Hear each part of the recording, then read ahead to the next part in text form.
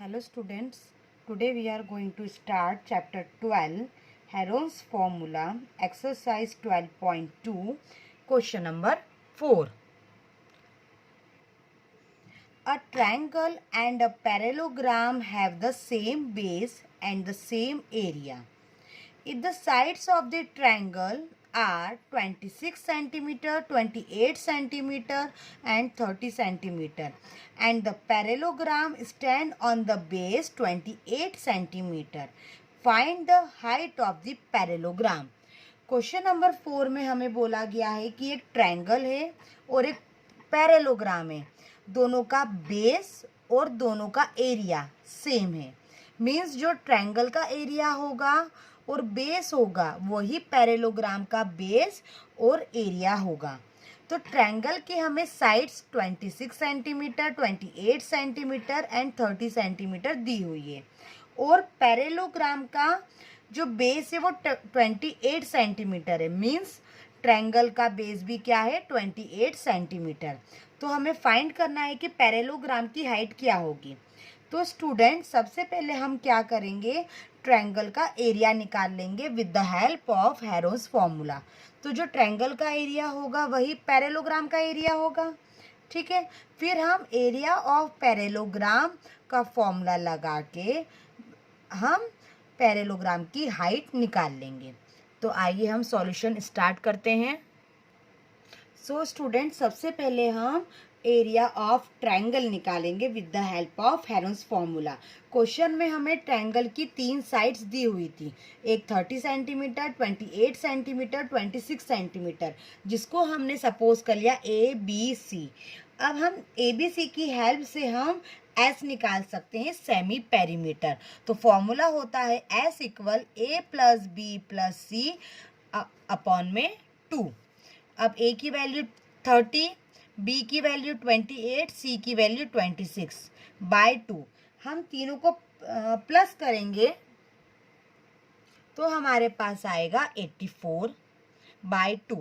2 1 ज़ा 2, 2 4 ज़ा 8, 2 2 ज़ा 4, 42 सेंटीमीटर। मीन्स हमारे पास एस की वैल्यू क्या आ गई, 42 सेंटीमीटर। अब हमारे पास एस की वैल्यू भी है, ए की वैल्यू भी है, बी की वैल्यू भी है और सी की वैल्यू भी है। तो अब हम हेरोन्स फॉर्मूला लगा सकते हैं। तो area of triangle equal Heron's formula s, s minus a, s minus b, s minus सी।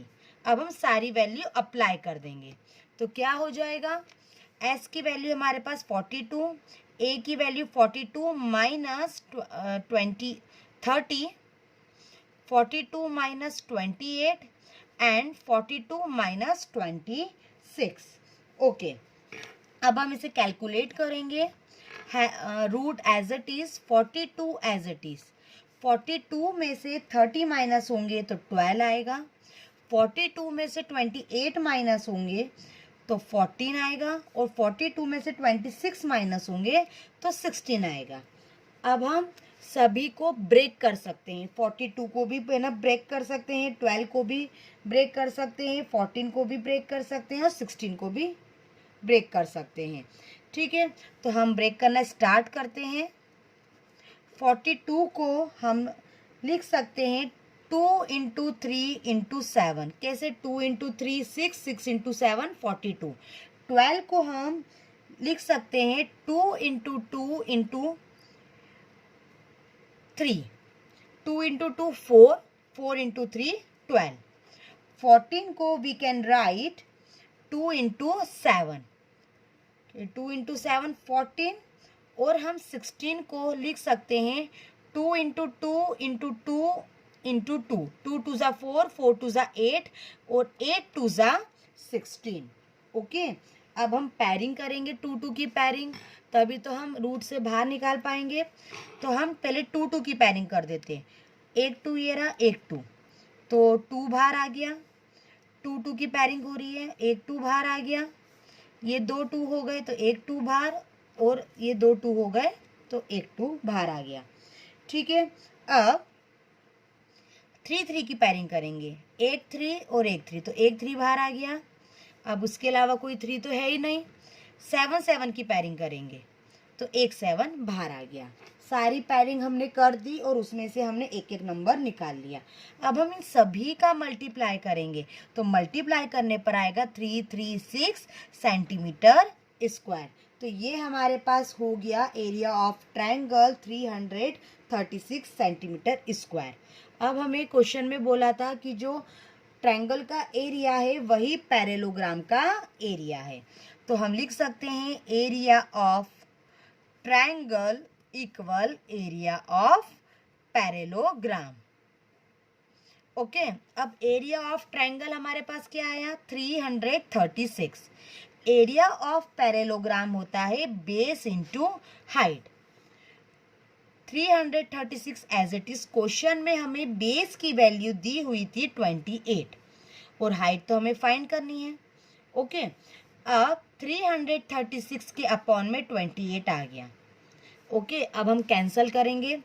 2 1 ज़ा 2, 2 4 ज़ा 8, 2 1 ज़ा 2, कैरी आया 1, 2 6 ज़ा 12, कैरी आया 1, 2 8 ज़ा 16। अगेन हम 2 से कैंसल कर सकते हैं, तो आ जाएगा 2 7 ज़ा 14, 2 8 ज़ा 16, 2 4 ज़ा 8।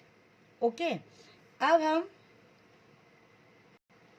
7 से कैंसिल करेंगे, सो 7 1 ज़ा 7, 7 1 ज़ा 7, कैरी आया 1, 7 2 ज़ा 14, तो हमारे पास हाइट आ गई 12 सेंटीमीटर। तो हम बोल सकते हैं height of the parallelogram is 12 centimetre. यहाँ पे हमारा क्वेश्चन नंबर 4 फिनिश होता है। अब हम आते हैं क्वेश्चन नंबर 5 पर। Question number 5, a rhombus shaped field has green grass for 18 cows to grass. If each side of the rhombus is 30 meter and its longer diagonal is 48 meter, how much area filled will each cow be getting? Question number 5 में बोला है कि एक rhombus shape की field है, तो एक हमने रोम्बस बना लिया। ठीक है, यहाँ पे 18 काउस मतलब 18 गाय ग्रासिंग कर रही है, मीन्स घास चर रही है। तो जो रोम्बस है उसकी हर एक साइड क्या है 30 मीटर है। रोम्बस में आप सभी को पता होगा चारों साइड आपस में इक्वल होती हैं। ओके, और जो उसका डायगोनल है वो कितना है 48 मीटर है। डायग्राम आपको क्वेश्चन में नहीं है, डायग्राम आपको बनाना पड़ेगा। ठीक है, तो हमको क्वेश्चन में बताना है how much area field will each cow be getting. तो एक गाय कितना एरिया कवर करेगी ग्रासिंग के लिए, मीन्स घास चरने के लिए। ओके, तो सबसे पहले हम क्या करेंगे कि रोम्बस में एक ट्रायंगल का एरिया निकाल देंगे। तो जो फर्स्ट ट्रायंगल का एरिया होगा वही सेकंड ट्रायंगल का एरिया होगा, क्योंकि रोम्बस की चारों साइड्स क्या है आपस में इक्वल है। ठीक है, तो हमारे पास फिर रोम्बस का एरिया आ जाएगा। अब जब एरिया आ जाएगा तो पूरे फील्ड में 18 गाय ग्रासिंग कर रही है, तो हमें एक काऊ का निकालना है कि वो कितना एरिया कवर कर रही है। तो जो भी एरिया आएगा उसमें हम 18 का डिवाइड कर देंगे। तो हम सॉल्यूशन करना स्टार्ट करते हैं। सबसे पहले सॉल्यूशन, सबसे पहले हम एरिया निकालेंगे एक ट्रायंगल का। ठीक है, तो हम लिख देते हैं area of triangle A B D, A B D. अब इसकी साइड क्या होगी 30 30 48। ओके, तो एक हम ले लेंगे 48 मीटर, बी ले लेंगे 30 मीटर एंड सी ले लेंगे 30 मीटर। अब हमारे पास तीनों साइड है। ठीक है, जब हमारे पास तीनों साइड है तब हम एस निकाल सकते हैं। तो एस हमारे पास आ जाएगा a plus b plus c by 2 means 48 plus 30 plus 30 by 2 means अगर हम तीनों को प्लस करेंगे तो आ जाएगा 108 बाय 2। कैंसल करेंगे 2 1 ज़ा 2, 2 5 ज़ा 10 और 2 4 ज़ा 8। तो एस की वैल्यू हमारे पास आ गई 54 मीटर। ओके, अब हमारे पास तीनों वैल्यू है। एस हमने निकाल लिया है, अब हम हैरोस फॉर्मूला लगा सकते हैं। तो area of triangle equal Heron's formula s, s minus a, s minus b, s minus c. अब हम सारी वैल्यू अप्लाई करेंगे। ओके, एस हमारे पास है 54, 54 माइनस 48, 54 माइनस 30 एंड 54 माइनस 30। पूरे फॉर्मूले में हमने वैल्यू अप्लाई कर दी है। अब हम कैंसिल करें, माइनस करेंगे।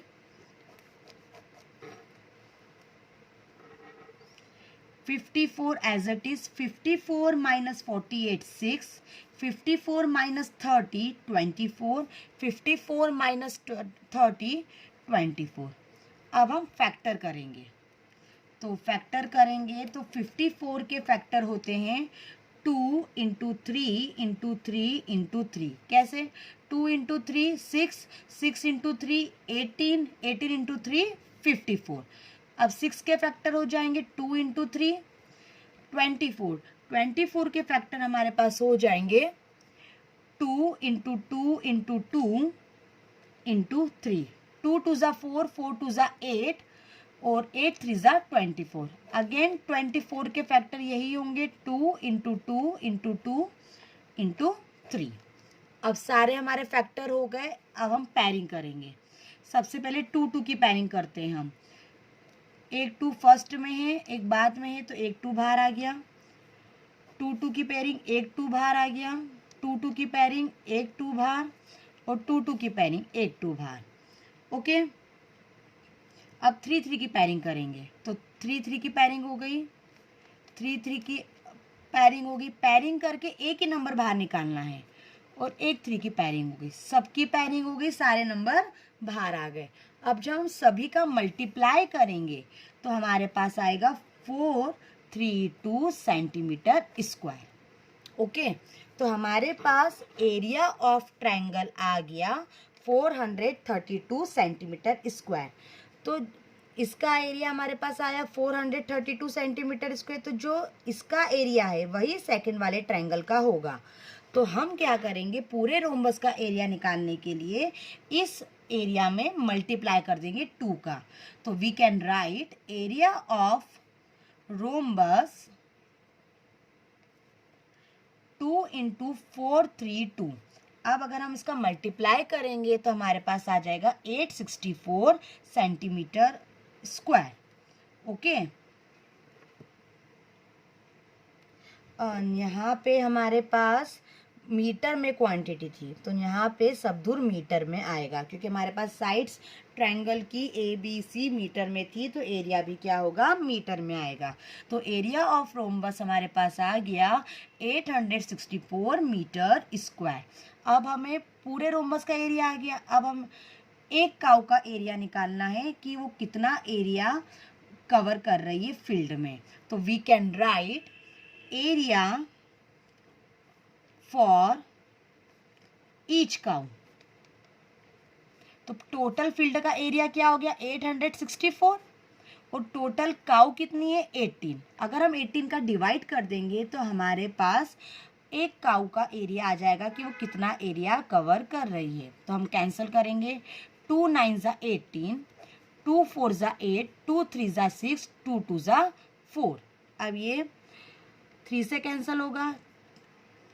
3 3 ज़ा 9, 3 1 ज़ा 3, कैरी आया 1, 3 4 ज़ा 12, कैरी आया 1, 3 4 ज़ा 12। ओके, अब 3 से कैंसिल होगा तो आ जाएगा हमारे पास 3 1 ज़ा 3, 3 4 ज़ा 12, कैरी आया 2, और 3 8 ज़ा 24। तो हम लिख सकते हैं कि एक काऊ 48 मीटर स्क्वायर कवर कर रही है। ओके, तो एक काऊ 48 मीटर स्क्वायर कवर कर रही है। तो ये हमारा फाइनल आंसर। तो यहाँ पे हमारा क्वेश्चन नंबर 5 फिनिश